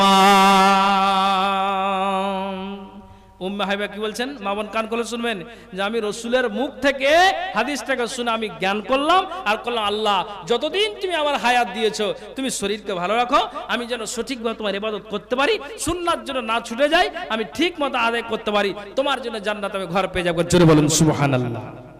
তাহলে আমরা 1000 দিন শুনে আমাদের মগজে কেন উঠবে না? আপনি বলুন, আপনি বলুন। হ্যাঁ, এবার চলে আসি মেন পয়েন্টে। দুটো কথা বলি, মা বোন খেয়াল করে শুনবেন। আল্লাহ পাকের রাসূল ঠিক আয়েশার কামরাতে তিনি কাঁদছেন, তো আল্লাহ পাকের রাসূলের বিবি আয়েশা বলছেন, কেন কাঁদছেন আপনি? কি হয়েছে আপনার? তখন নবীজি বলছেন যে দুটো ব্যক্তিকে বলে যে আমার এই রাত্রি তো স্মরণ এসেছে, এই জন্য আমি কাঁদছি। ভালো করে শুনবেন মা বোন, একটু খেয়াল করবেন, এই হাদিসটার দিকে আপনারা লক্ষ্য করবেন। আপনাদেরই কথা বলছি, মা বোনকে বলছি আমি বিশেষ করে। তো কি নবীজি বলছেন, আয়েশা শোনো, 2 জন ব্যক্তির ভিতরে একটা হলো আমার চাচা আবু তালেব, আর একটা আমার বিবি খাদিজাকে বলে মনে হলো না। আয়েশা বলছেন, নবীজি গো আপনার এই 2 জনকে বলে কেন মনে হলো, আপনি বলেন তো আপনার কান্নার কারণটা কি? নবীজি বলছেন যে আয়েশা তুমি শোনো, আমার বিবি খাদিজা বলতেন, আল্লাহ পাক রাসূল গো আল্লাহ আমার আব্বাকে ধনী বানিয়েছে, আল্লাহ আমার আব্বাকে সম্পত্তি দিয়েছে, আমি খাদিজা বড় লোকের বেটি, আমি আমার বাবার বাড়ি থেকে মালগুলিনকে সম্পদগুলিনকে নিয়ে আসবো, ফারাজ বলে যে ভাগগুলো আমি পাবো ওই মালগুলো পাবো, ওই মালকে আমি টোটাল মালকে আমি নিয়ে আসবো আল্লাহ পাকের রাসূল। আর ওই মালগুলোকে নিয়ে এসে নবীজি গো আমি খাদিজা নিজের নাকের বানাবো না, কানের বানাবো না, পায়ের বানাবো না, হাতের বানাবো না, পায়ের যন্ত্র বানাবো না, নবীজি গো ওই বাপের বাড়ির সম্পদগুলিকে নিয়ে এসে যুদ্ধের ময়দানে ইসলামকে বাঁচাতে হবে, দ্বীনকে বাঁচাতে হবে, কোরআনকে বাঁচাতে হবে। সাহাবীরা আপনার জন্য যুদ্ধের ময়দান আছে, তাদের জন্য অস্ত্রের প্রয়োজন আছে, তরবারির প্রয়োজন আছে, খাদ্যের দরকার আছে, নবীজি গো আপনাকে টেনশন নিতে হবে না। ওই বাপের বাড়ির মালগুলিকে নিয়ে এসে আমি খাদিজা নিজের নাকের কানের সোনা গয়নাকে না বানিয়ে আমি ওই মালগুলিকে আমি টোটাল আমি আল্লাহর রাস্তাতে দান করে দিব। একবার জোরে বলুন তো সুবহানাল্লাহ। আর একটা আমার চাচা আবু তালেবকে বলে আমার স্মরণ হচ্ছে এই জন্য, আয়েশা তুমি শোনো, মক্কার মাটিতে কেউ যদি কোনো উঁচু করে নাক গলিয়ে কথা বলেছে, আমার চাচা দাঁড়িয়ে গিয়েছে, ভাতিজা তুমি দিনের দাওয়াত দিয়ে যাও যাতে করে তোমার গায়ে কেউ আঁচড় লাগাতে না পারে। চাচা দুনিয়া ছেড়ে দিয়েছে, আমার জন্য বিবি খাদিজা কবরে চলে গিয়েছে, এই জন্য দুইজনকে বলে স্মরণ হয়েছে, তার জন্য আমার চোখ দিয়ে পানি। একবার জোরে বলেন তো সুবহানাল্লাহ। তাহলে খাদিজার মুখ থেকে কি পেলেন যে আল্লাহ পাকের রাসূল আপনাকে টেনশন নিতে হবে না, বাপের বাড়ির সম্পত্তি নিয়ে এসে টোটাল আমি আল্লাহর রাস্তা দান করে দিব। এই খাদিজা তিনি নিজেই বলেছিলেন আমি যখন মারা যাব আপনার গায়ের জুব্বাটা যেন আমার কাফন হয়, আপনার যেন গায়ের ব্যবহৃত জুব্বা আমার কাফন হয়, আপনি নিজের গোসল দাইয়ে দিবেন আর আপনি কাফন পরিয়ে দিবেন, যতক্ষণ পর্যন্ত কবরের 1-2 করে 3টি প্রশ্নের জবাব না আমি দিতে পারবো বা উত্তর না দেওয়া হবে আপনি আসবেন না। সুবহানাল্লাহ। লম্বা ইতিহাস আমি শর্টে বললাম। তাহলে খাদিজা সম্পত্তিকে আল্লাহর রাস্তাতে তিনি দান করে দিতে চাইলেন আর দিয়েছিলেন, আপনাকে টেনশন নিতে হবে না। খাদিজা চলে গিয়েছে তার জন্য আমার চোখ দিয়ে পানি, চাচা চলে গিয়েছে তার জন্য চোখ দিয়ে পানি, যদিও অমুসলিম কিন্তু আমার জন্য দরদ দেখিয়েছে বটেই, তার জন্য আমার এই 2 নয়ন দিয়ে এই গভীর নিশীতে আমার ঝরঝর করে পানি আসে। সুবহানাল্লাহ। তাহলে এই ইতিহাস থেকে মা বোনদেরকে জ্ঞান করতে হবে, সোনা দানা নাকের কানের হাতের পায়ের যেটা কবরের উন্নতি কল্পে জালসা, আপনাদেরকেও আঁচল খুলে এই কবরের জন্য দিতে হবে, যেহেতু এই জায়গাতে আমাদের সকলকে যেতে হবে। ভাইজান আপনারা বিরক্ত হবেন, একটা কথা বলবো কি, একটা হ্যাঁ না বলেন তো আপনারা। হ্যাঁ কি কথা বলছে আপনাদেরকে, খাইবারের যুদ্ধতে একজন বেদুইন যখন অংশ নিল, অংশ নেওয়ার পরে আল্লাহ পাক রাসূল বললেন যে শোনো গানিমাতের মালটা যেন ওই বেদুইনকে ভাগ দেওয়া হয়। আল্লাহ পাক রাসূল সাহাবীদেরকে বললেন, সাহাবীরা বলছেন রাসূল আপনার কথা কি আরো অস্বীকার করি, আপনি যেটা বললেন অবশ্যই এই বেদুইনের জন্য গানিমাতের মালটা আমরা বন্টন করার সময় তাকেও আমরা ভাগ দিব। একবার বলেন তো সুবহানাল্লাহ। তখন গানিমাতের মালকে যখন বন্টন করা হলো কিছু অংশ কিন্তু ওই বেদুইনকে দিয়েছে, বেদুইনকে যেমন দিয়েছে আমার হাতে যেমন টাকা তেমনি ওই মাল নিয়ে আল্লাহ রাসূলের কাছে চলে গিয়েছে। আর যেমনই আল্লাহ রাসূলের কাছে গিয়েছেন তখন আল্লাহ রাসূলকে গিয়ে বলছেন নবীজি গো এই বেদুইন ইসলাম গ্রহণ করেছে, তা আপনি বলছেন যে আমার মালের প্রতি লোভ আছে, আমার মালের প্রতি লালসা আছে, এই বেদুইনের মালের প্রতি লালসা নাই, মালের প্রতি আমার লোভ নাই। তা আমার মালের প্রতি লোভ নাই, কিসের প্রতি লোভ আছে? আল্লাহ পাকের রাসূল কই ব্যক্তিটা বলছেন নবীজি গো আমি আপনার কাছে একটা অ্যাপ্লিকেশন, আপনি দোয়া করে দেন তো আমি যুদ্ধের ময়দানে যাব, আর যুদ্ধের ময়দানে গিয়ে আমি লড়াই চালিয়ে যাব লিল্লাহিয়াতের জন্য, দ্বীনকে রক্ষা করার জন্য, কোরআনকে বাঁচানোর জন্য। আর একটা ওয়া মুসলিম কণ্ঠনালীতে আমার তীর লাগাবে, আর ওই তীরটা আমার কণ্ঠনালীতে লাগবে, আর আমি তীরের আঘাতে পড়ে যাব, আর তীরের আঘাতে পড়তে গেলে যদি তীরের আঘাতে আমি মরে যাই তাহলে আমি ওই বেদুইন আল্লাহর জান্নাতে যাব। নবীজি গো আমি ইসলাম গ্রহণ করেছি মালের লোভে নয়, অ্যাকচুয়ালি আপনি দোয়া করে দিন যেন আমি যুদ্ধের ময়দানে গিয়ে কণ্ঠনালীতে তীর লাগবে আর ওই তীরের আঘাতে শহীদ হয়ে যেন আমি আল্লাহর জান্নাত লাভ করতে পারি, মালের প্রতি আমার কিঞ্চিত পরিমাণ লোভ নাই। একবার জোরে বলেন সুবহানাল্লাহ। আপনারা এখানে যতজন আছেন এবার আপনারা বলুন যে যদি ইসলামকে জান দিয়ে বাঁচাতে পারে, ইসলামকে যদি তারা আপনার নিজের কণ্ঠনালীতে তীরের আঘাতে মরে গিয়ে বলছে শহীদের দরজা পেতে চাইছি, জান দিয়ে বাঁচাতে পারে, আপনারা একটু আকাশের দিকে হাতটা উঁচু করবেন, তাহলে আমরা এই দান খায়রাত সোনা দানা আর টাকা পয়সা দিয়ে আমরা কবরস্থানকে তৈরি করতে পারবো না? একটু জোরে বলুন তো। হ্যাঁ না পারবো না? পারবো ইনশাআল্লাহ। একটু বলেন ইনশাআল্লাহ। ইনশাআল্লাহ। তাহলে জান দিয়ে যদি সাহাবীটা বলেন, কি আওয়াজ দিলেন, আমার মালের প্রতি কিঞ্চিত পরিমাণ লোভ আর লালসা নাই, আছে কিসের? শহীদ হয়ে যাওয়া। শুধু আপনি দোয়াটা করে দিন, কোন অমুসলিম তীর মারবে, তীরের আঘাতে আমি মরবো, আমি জান্নাত যাব বিনা হিসাবে, আল্লাহর জান্নাত, এটাই আমার লোভ, আমার মালের প্রতি লোভ নাই। অতএব যারা আপনারা আছেন, মা বোন পর্দার আড়ালে আছেন, যেই খাদিজা নিজের বাপের সম্পত্তি আল্লাহর রাস্তায় দান করলেন, যেই আপনার জন্য ওই ব্যক্তি বেদিন আপনার জন্য নিজের জান দিয়ে ইসলামকে বাঁচালেন, আর শহীদের তার লোভ, মালের প্রতি লোভ নাই।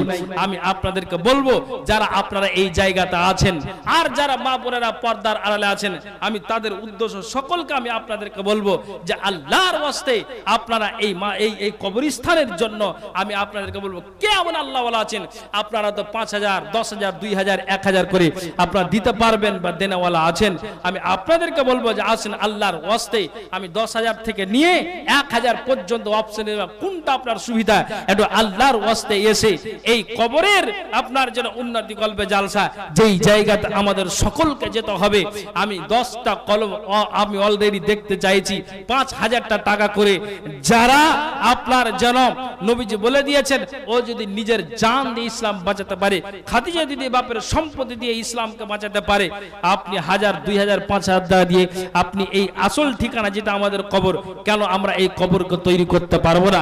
কেন আমরা এই কবরের জন্য জালসা, তো আমরা কেন এই দান খায়রাত দিয়ে আমরা এই কবরের জায়গা নিতে পারবো না?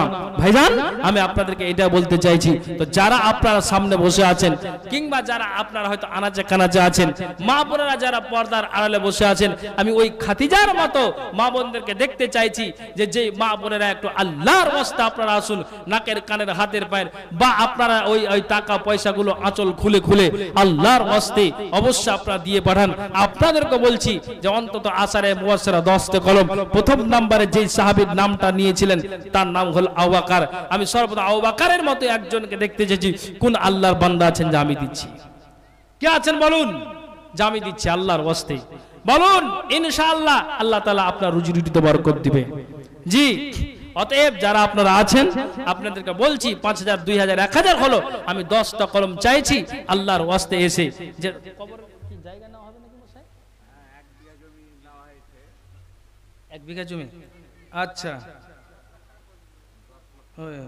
আচ্ছা আচ্ছা, এখানে লেখা হলো 18 লক্ষ টাকার জমি ক্রয় করা হয়েছে। হ্যাঁ, দানের দরকার। ঠিক আছে, বুঝতে পারলাম। এটা কত আছে ভাই? তো যা হোক, বেনামিতে এটা আলহামদুলিল্লাহ, বেনামিতে 1,000, আর এটা বেনামিতে 10,000। আমি 10,000, 5,000 চেয়েছি, আলহামদুলিল্লাহ। একজন ভাই আমার আল্লাহ গো 10,000 টাকা বেনামিতে দিয়েছে, আর আরেকজন আল্লাহ 1,000 টাকা দিয়েছে। আল্লাহ তুমি এই দানকে সাদরে গ্রহণ করো, যে আছে আল্লাহ দান দিয়েছে, মনের বাসনা উদ্দেশ্য আল্লাহ তুমি পূরণ করো। আমিন আমিন সুম্মা আমিন বিরহমাতিকা ইয়া আরহামার রাহিমিন।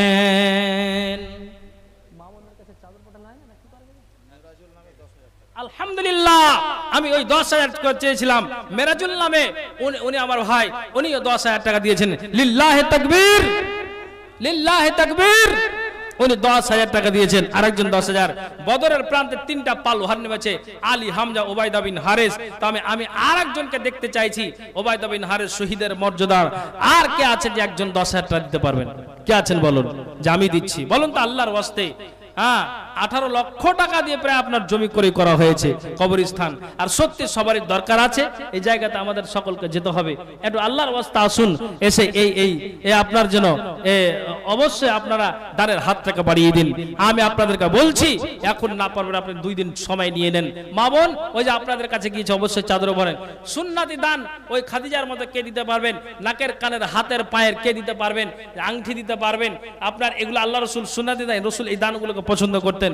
আর আপনাদেরকে বলছি যে আপনারা অন্তত যদি 1,000 করে দেন, লক্ষ্মীর ভান্ডারে তো অনেক হয়ে যাবে। একটা 1000 টাকা করে দেন আপনারা। 5টা কলম মা বোনদেরকে আমি চাইছি একটু আল্লাহর রাস্তা আসুন, এসে মেহেরবানি করে দিয়ে আসুন। আচ্ছা, তো অবশ্যই একটু আল্লাহর রাস্তা আসুন মেহেরবানি করে। নগদ বাকি যাই হোক আপনি 2 দিন পরে দিবেন, কিন্তু অবশ্যই সময় নিন। আপনারা তো শুনতে পেলেন যে 18 লক্ষ টাকার জমি কি ক্রয় করা হয়েছে, আপনারাও জানেন। তারপরে এখানে এলান হচ্ছে বা এলান করা হলো, বা আপনাদেরকে এখন আমি আবারও বললাম, কাজে আপনারা সবই অবগত। কাজে আপনারা আর এটাকে কেন্দ্র করেই জালসাটা আয়োজন করা হয়েছে। কাজে আপনাদেরকে বলি যে আমার 2জন ভাই 10,000 দিয়েছেন। কোন আল্লাহর বান্দা আছেন যে আর 10,000 টাকা কে আছেন? বদরের প্রান্তে 3টা পালোহান নেমেছে, তো আমি আপনাদেরকে বলবো যে একটা আর পালোহানকে চাইছি। আপনার যদি একাই সম্ভব না হয়, 2জন মিলে আপনি 5,000 করে 10,000 টাকা দিন। কিন্তু আসুন একটা আল্লাহর ওয়াস্তে মেহেরবানি করে আসুন, ইনশাআল্লাহ আপনাদের জন্য খাস করে দোয়া হবে। কারো ভরসায় আছো এমন, কারো ভরসায় আছো এমন, কিসের করো আশা? একদিন তোমার বাড়ি গাড়ি সব ভেঙে হয়ে যাবে তোমার বাসা, তোমার গহনা দিন ফুরাইয়া যাবে, জীবনে লাগবে ভাটি। ওই যে দেখো ডাকিতেছে তোমায় কবরের মাটি, ওই যে দেখো ডাকিতেছে তোমায় কবরের মাটি। কারো ভরসায় আছো এমন, কিসের করো আশা? একদিন তোমার বাড়ি গাড়ি সব ভেঙে হয়ে যাবে তোমার বাসা, তোমার গহনা দিন ফুরাইয়া যাবে, জীবনে লাগবে ভাটি। ওই যে দেখো ডাকিতেছে তোমায় কবরের মাটি, ওই যে দেখো ডাকিতেছে তোমায় কবরের মাটি। সন্ধ্যার আগে যেদিন ডুবিবে বেলা, এক পলকে ভেঙে যাবে তোমার রঙেরই মেলা। সন্ধ্যার আগে যেদিন ডুবিবে বেলা, এক পলকে ভেঙে যাবে তোমার রঙেরই মেলা। কারে দিবা তুমি জোরে ধমক, কারে দিবা তুমি জোরে ধমক, কার মাথায় ভাঙবা লাঠি? ওই যে দেখো ডাকিতেছে তোমায় কবরের মাটি, ওই যে দেখো ডাকিতেছে তোমায় কবরের মাটি। খবর পেয়ে আসবে আত্মীয় স্বজন, তোমারই চার পাশে বসে তারা করিবে কান্দন। খবর পেয়ে আসবে আত্মীয় স্বজন, তোমারই চার পাশে বসে তারা করিবে কান্দন। সাজাইবে মনের মতন, সাজাইবে মনের মতন, কি সুন্দর পরিপাটি।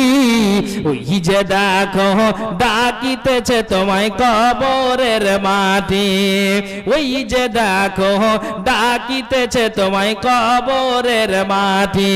কার ভরসায় আছো এমন, কিসের করো আশা? একদিন তোমার বাড়ি গাড়ি সব ভেঙে হয়ে যাবে তোমার বাসা, তোমার গহনা দিন ফুরাইয়া যাবে, জীবনে লাগবে ভাটি।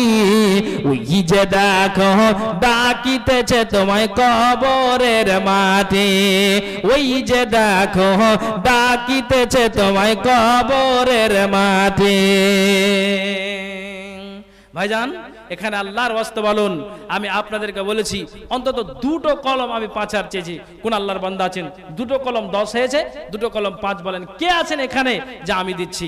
এখন আপনার কাছে নাই হ্যান্ডকাশ, আপনি 2 দিন সময় নিয়ে নেন, 8 দিন পরে দিন। যেই জায়গাটা আমাদেরকে যেতে হবে তারই জন্য জালসা।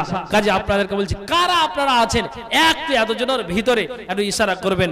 বাবন অনেক আপনারা চাকরিজীবী আছেন, তো কোনো নারী একটু হাতের ইশারা করবেন যে আমি 2000 1000 টাকা দিচ্ছি। কে আছেন আল্লাহওয়ালি নারী, আল্লাহর ওয়াস্তে মেহেরবানি করে এই কবরের উন্নতি কল্পে জালসা একটু এই কবরের জন্য একটু হাত থেকে বাড়িয়ে দিন। আমি আপনাদেরকে বলছি ইনশাআল্লাহ আপনারা দিবেন, আল্লাহ তাআলা আপনার দানকে কবুল করবেন। অতএব মা বোন, আমি আপনাদেরকে বলছি আপনারা সব জায়গাতে, শুধু এখানে বলে নয়, আপনারা পুরুষ চাইতে আপনাদের সংখ্যা সব জায়গাতে বেশি থাকে, এখানে আলহামদুলিল্লাহ অনেক বেশি আছে। কাজেই তারপরে আমি আপনাদেরকে বলছি যে আপনারা অবশ্যই অন্তত 1000টা টাকা হলো আমি 5টা কলম মা বোনদের কাছে চাইছি, যেই খাদিজার মতো, যেই খাদিজা নিজের মালকে, বাপের সম্পত্তিকে এনে আল্লাহর রাস্তাতে আপনারা দিয়ে দিলেন। একটু আল্লাহর ওয়াস্তে আসুন। আলহামদুলিল্লাহ, রবু শেখ উনি আমার ভাই, উনি দিয়েছেন 1 কুইন্টাল ভুট্টা। আল্লাহ আল্লাহ দোয়া চেয়েছে, আল্লাহ গো এই 1 কুইন্টাল ভুট্টা আল্লাহ তুমি তার খেতে কামারে রুজি রুটিতে আল্লাহ তুমি বরকত দিও, তার স্বাস্থ্য শরীরকে আল্লাহ তুমি ভালো রাখো, আল্লাহ তুমি পাক্কা সাচ্চা নামাজি ইমানদার বানিয়ে দাও, আল্লাহ মরার সময় জন্য কালেমা আল্লাহ তুমি তৌফিক দিও, কবর আযাব থেকে মুক্তি দিও। আবার সকলে আল্লাহুম্মা আমিন, আল্লাহুম্মা আমিন। ভাই আপনাদেরকেও বলছি যে আপনারা ওই সরিষা, ধান, ভুট্টা, গম এগুলো দিয়েও আপনি এই কবরকে একটু, এই কবর উন্নতি করবে, আপনি এগুলো দান করেন, এগুলো দান করেন। 1 কুইন্টাল 50 কেজি, 20 কেজি, 30 কেজি করে ভুট্টাগুলো। আর আপনাদের দেখলাম মান্ডাই থেকে বাদ যা আসছি, প্রায় দেখছি যে আপনার ওই মেশিং এর আওয়াজ শুনতে শুনতে কান বহিরে। আলহামদুলিল্লাহ, দেখলাম যে অনেক ভুট্টা হয়েছে আপনাদের দেশে, আপনাদের এলাকায়। তো কাজে আপনাদেরকে বলবো যে আপনারা এই ফসল দিয়েও একটু সহযোগিতা করেন, একটু আল্লাহর ওয়াস্তে সহযোগিতা, ইনশাআল্লাহ আল্লাহ তাআলা আপনার দানকে কবুল করবেন। জি অবশ্যই আপনারা এই মেহেরবানি করে জি একটু আল্লাহর ওয়াস্তে আপনারা দিবেন, ইনশাআল্লাহ আল্লাহ তাআলা আপনার দানকে কবুল করবেন।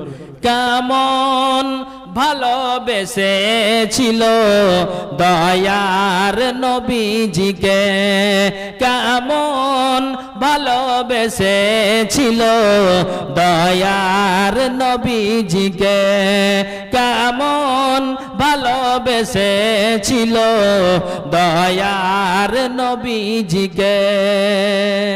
সিদ্দিক আবু বকর, সিদ্দিক আবু বকর কেমন ভালোবেসেছিল, কেমন ভালোবেসেছিল দয়ার নবীজিকে, কেমন ভালোবেসেছিল দয়ার নবীজিকে। জি ভাইজান, এটা আল্লাহর রাস্তা আসুন। অন্তত আমি আপনাদেরকে বলছি আল্লাহর বান্দার কাছেন যে 1000 টাকা দাতা কে পারবেন, 5টা কলম। আল্লাহ আমাদের উপর যে 5 ওয়াক্ত নামাজ ফরজ করেছেন, কে আছেন ভাই যে আল্লাহর রাস্তা দিবেন? কেটা ভাই? আচ্ছা, আসিকুল শেখ উনি 100 টাকা দিয়েছেন দান। আল্লাহ তুমি দানকে আল্লাহ তুমি সাদরে গ্রহণ করো, যে আল্লাহ দান দিয়েছে মনের বাসনা উদ্দেশ্য আল্লাহ তুমি পূরণ করো। আমিন সুম্মা আমিন বিরহমাতিকা ইয়া আরহামার রাহিমিন। ভাইজান, আমি 5টা কলম 1000 করে চেয়েছি। আমি কবরের একটা লম্বা আপনাদেরকে শায়রি শোনাবো, মানে কবর সম্পর্কে শায়রিটা আছে। তো আপনারা যদি 5টা কলম 1000 করে 5টা কলম দেন, আমি লম্বা আপনাদেরকে শায়রিটা শোনাবো। মা বোন যদি আপনারা 1000 করে 5টা কলম দেন, তো ইনশাআল্লাহ আপনাদেরকেও আমি 5টা কলম দিবেন, সবাই শুনতে পাবেন। অন্তত 1000টা টাকা করে এই কবরের জন্য আমি ইনশাআল্লাহ লম্বা এই কবরের শায়রিটা ইনশাআল্লাহ শোনাবো। একটু আল্লাহর ওয়াস্তে মেহেরবানি করে দান হাত থেকে বাড়িয়ে দিন। আপনি লিখান, আপনি আপনার ভুট্টাগুলোকে লিখান, ইনশাআল্লাহ আল্লাহ তাআলা আপনার দানকে কবুল করবেন। আল্লাহ আল্লাহ আল্লাহ আল্লাহ আল্লাহ আল্লাহ বলছে আহাদ দেখো কোরআনে, বলছে আহাদ দেখো কোরআনে। শোনাবো না? শোনাবো না তো দেন 1000 টাকা দেন। এই যা আল্লাহর রাস্তায় দেন, 5টা কলম চেয়েছি। বলছে আহাদ দেখো কোরআনে, কত নিয়ামত এই জমিনে। বলছে আহাদ দেখো কোরআনে, বলছে আহাদ দেখো কোরআনে। আসমানকে আমি বানিয়েছি বান্দার মাথার ছাদ, জমিনকে বিছানা করেছি করতে ইবাদত। আসমানকে আমি বানিয়েছি বান্দার মাথার ছাদ, জমিনকে বিছানা। মাশাআল্লাহ, আলহামদুলিল্লাহ। আতাউরের স্ত্রী উনি একটি পলা দান দিয়েছে, আলহামদুলিল্লাহ। আল্লাহ এই সুন্নতি দান, আল্লাহ রাসূলের দানকে পছন্দ করতেন। আল্লাহ গো তুমি এই দানকে সাদরে গ্রহণ করো। আমি মা এই পলা আমি আপনার একটা জোড়াটা চাইছি, চাঁদির আংটি দিয়েও জোড়া চাইছি, আমি আমার নাকের ফুল কানের দুল দিয়েও আমি আপনাদেরকে বলছি কে আছেন যে আতাউরের স্ত্রী উনি এই পলা দিয়েছেন। আল্লাহ তুমি এই দানকে সাদরে গ্রহণ করো। আল্লাহ যে আশা দান দিয়েছে মনের বাসনা উদ্দেশ্য আল্লাহ তুমি পূরণ করো। আমিন সুব্বা আমিন রাহমাতিকা ইয়া আরহামার রাহিমিন। আল্লাহ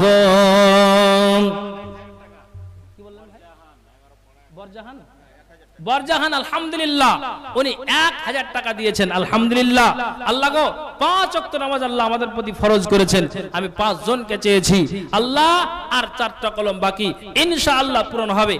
1000 টাকার দাতা আমি আপনাদের বলছি, যদি 1 কুইন্টাল 50 কেজি আপনি ভুট্টা দিয়েও যদি আপনি সহযোগিতা করেন তবুও ইনশাআল্লাহ আমি এই জায়গাটাতে শামিল করব।